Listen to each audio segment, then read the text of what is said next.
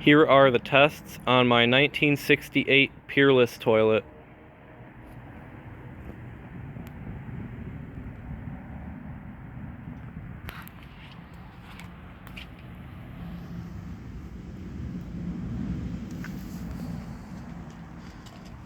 There is no water line in this tank, so I just set it to the line of rust.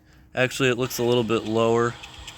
I think there might be a leak somewhere, but it's set to the line of rust, and using a standard flapper. This tank is made in 1966, and I believe it uses 5 gallons, so the tests should be pretty accurate.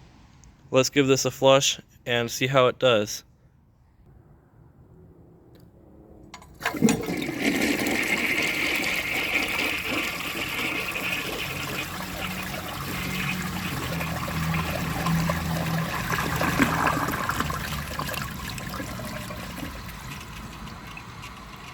It's kind of weird how it doesn't siphon, but I think the majority of the siphoning happens before the flapper closes, so like it's not going to be water starved or anything. In the high tank test video, which I actually filmed before the regular tank videos of this toilet, I cleared a lot of minerals out of it. I don't think there are any left, but there could be. I still think it will be able to take a washcloth just fine, though.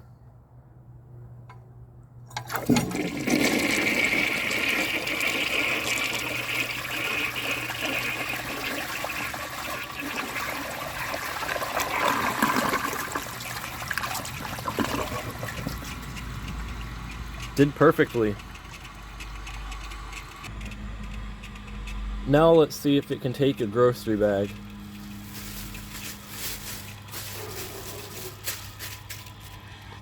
This is my first time trying a bag. I think it'll pass because it's got a pretty big trapway, despite it not being glazed.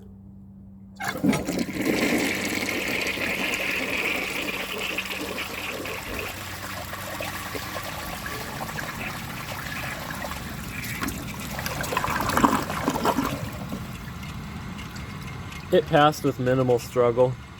I'd say that did pretty well. Now let's try the washcloth and the grocery bag together.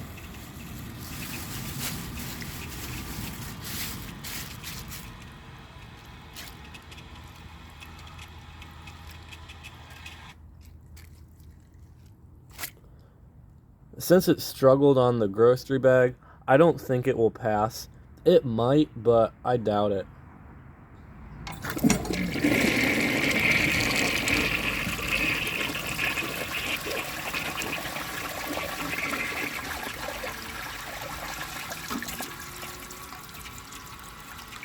Well, it took it past the opening, which is nice.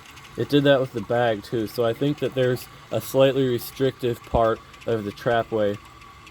I'm just going to empty the rest of the tank out and see if it can pass it.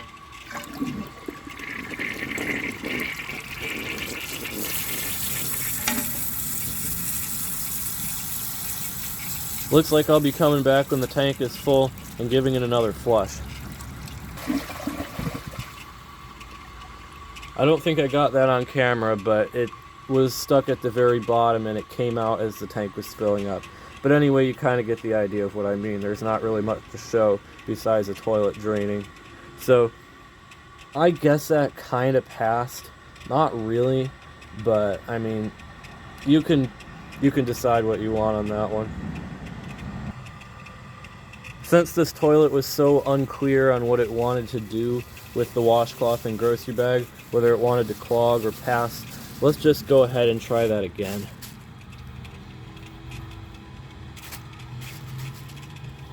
I think it'll clog.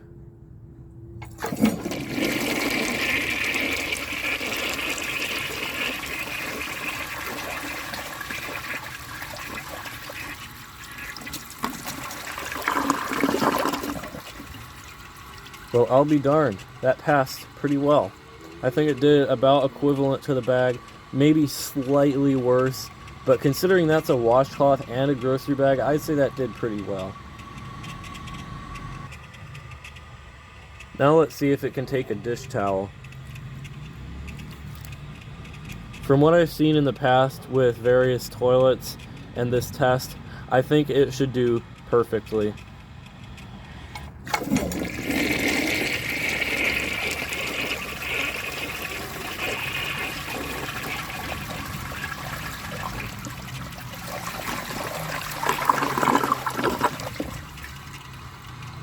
Just a slight hesitation, but that did really, really well.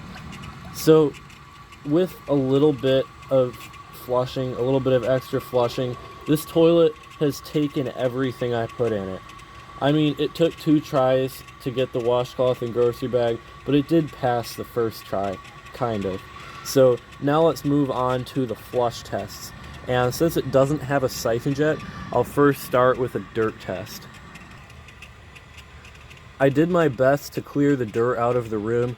There might still be some there, but I'll go over the bowl rinse after I flush it, and whatever spots it misses, I'll flush it again while showing that rim jet to be sure it's working properly. And if it isn't, then the fault will be on the clogged rim jet and not the design of the toilet.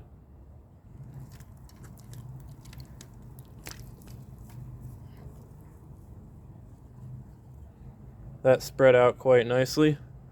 Let's see if it can take this.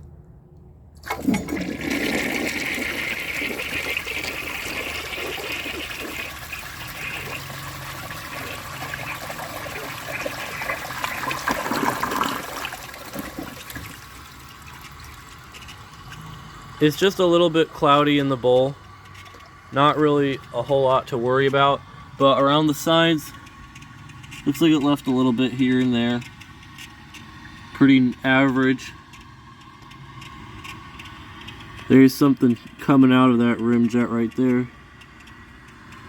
I think these things are just coming from inside the rim jets. And even with all that stuff coming out of the toilet still, it did really, really well. So I think this is the toilet's fault here for missing that, but I'm really not complaining. I'm just gonna flush it again and see if those rim jets are working right.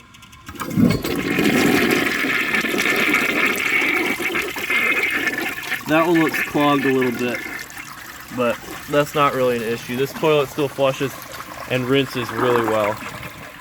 But anyway, that is all I have for these tests. If you enjoy my videos, please subscribe and turn on notifications. It helps my channel a lot and I really appreciate it. Thanks for watching, and see you guys in the next video.